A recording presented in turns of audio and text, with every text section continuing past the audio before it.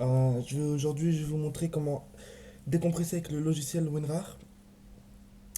Donc, par exemple, un fichier compressé, là j'en ai un. Là, Warrior Orochi. Donc, quand j'essaie de l'ouvrir, il ne sait pas avec quoi l'ouvrir. Je ne peux l'ouvrir avec aucun, logiciel. Donc, ce que je vais faire, je vais prendre WinRAR. Donc, je vais aller sur Internet.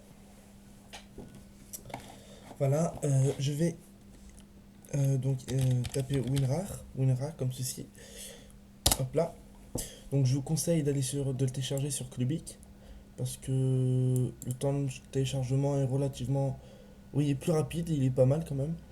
Enfin, moi je préfère télécharger sur Clubic, en général ça va super vite. Donc voilà, on trouve sur la fiche de WinRAR, je vais le télécharger. Donc télécharger version d'évaluation, ça sert à rien d'acheter la version complète, hein. Juste la version d'évaluation est largement suffisante pour ce qu'on veut en faire. Donc hop là, je lance le téléchargement, la fenêtre va s'afficher, voilà. Donc, ce soit vous l'enregistrez, soit vous exécutez directement. Je vous conseille d'exécuter directement, voilà, c'est plus pratique. Donc hop, je lance exécuter, c'est assez rapide.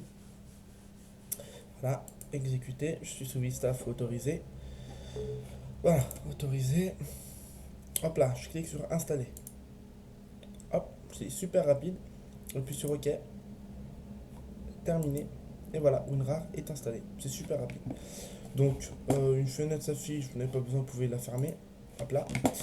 Donc, notre fichier, vous voyez, notre fichier qui tout à l'heure était un fichier compressé non reconnu est devenu une archive WinRAR.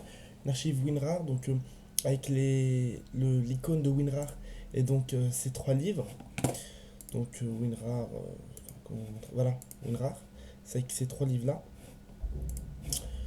Donc voilà. Maintenant, pour décompresser, une fois qu'on a WinRAR, on ouvre l'archive, donc on double-clique dessus, et on se retrouve sur ce fichier-là. Donc il peut y avoir plusieurs fichiers ou dossiers.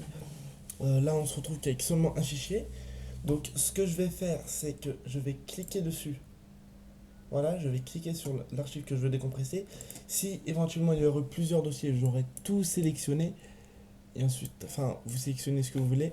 Ça, c'est pour dire de revenir au dossier précédent qui était juste avant. Donc là, c'est juste avant. Et après, il y a mon bureau, quoi. Bref, voilà, hop là. Je vais ouvrir, donc je vais cliquer dessus, juste un clic, hein, pas double clic. Et je vais cliquer sur extraire vers. J'ai choisi le dossier de destination, donc pourquoi pas le même dossier pour bien vous montrer. Hop là. Et là, il est en train d'extraire le fichier.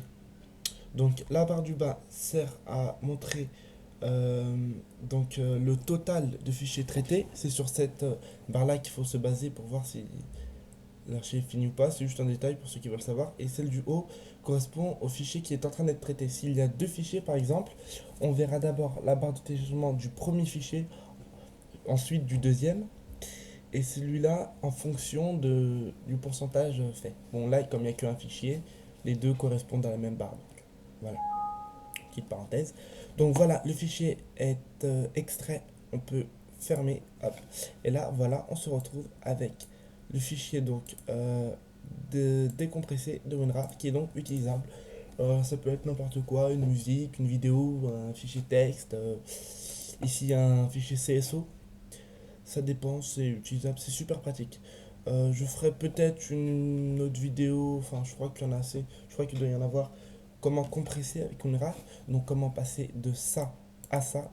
Donc je tiens juste à préciser que WinRAR sert à compresser un fichier, de diminuer sa taille.